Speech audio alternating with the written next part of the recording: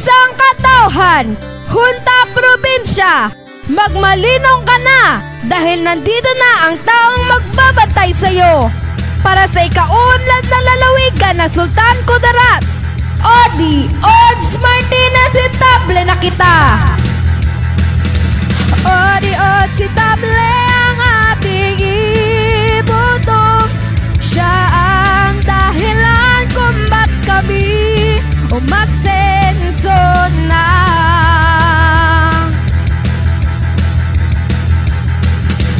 Odi Odds, itable ang ating iboto. Siya ang dahilan kung ba't kami umasenso na.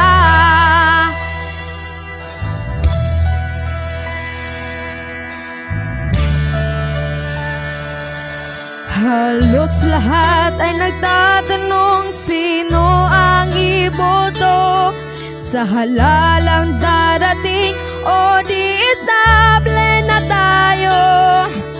Number 2 sa balotan nyo pagka-board member, may pusong totoo, tapat magserbisyo.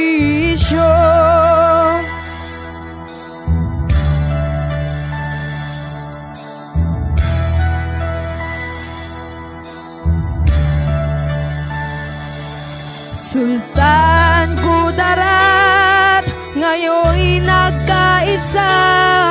Odi Odds, itable ang sigaw nila. Mapagmahal sa ating bayan, madaling lapitan. Siya lang talaga, wala nagtigit pa. Ating iboto, ating suportahan, Odi Odds Martinez, itable for board member, 1st District of Province of Sultan Kudarat. Number 2 sa balota, Liberal Party, partido ni President Pinoy. Sa daang matuwid, asensong walang patid. I will focus my legislation on peace and order. Pag walang hustisya, walang peace and order. Pag walang development, itable kailangan sa Hunta Probinsya ng Sultan Kudarat. At para sa tunay na pagbabago, nagatindog sa prinsipyo sa katauhan, a pillar of peace and development. Vote straight, Liberal Party. For Governor, Toto Lino Montilla. For Vice Governor, Inday Rose Pucalia Jamison. For Congressman, Attorney Carlos Botog Valdez Jr. For Board Members, Odi Odds Martinez, itable Toto Owa Juan, Alfredo Bongot Mortejo, Andres Bebing Palabrica, David Dave Salazar. Ating iboto, ating suportahan, Odi Odds Martinez, itable Odi Odds Martinez, itable for board member of 1st District of Province of Sultan Kudarat. Panalo tayo, atin to. Odi Odds, itable ang ating iboto. Siya ang dahilan kung ba't kami umasenso na.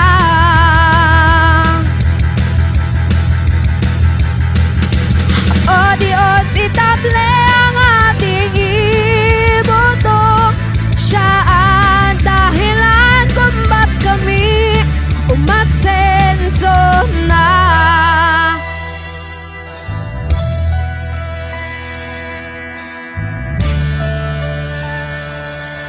Halos lahat ay nagtatanong sino ang iboto sa halalang darating o di itable na tayo.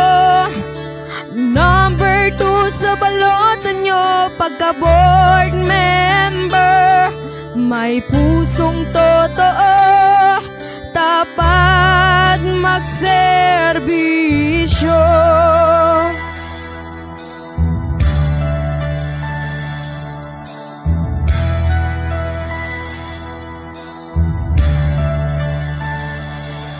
Sultan Kudarat, ngayon'y nagkaisa. O di odds itable ang sigaw nila. Mapagmahal sa ating bayan, madaling lapitan. Siya lang talaga, wala nang higit pa.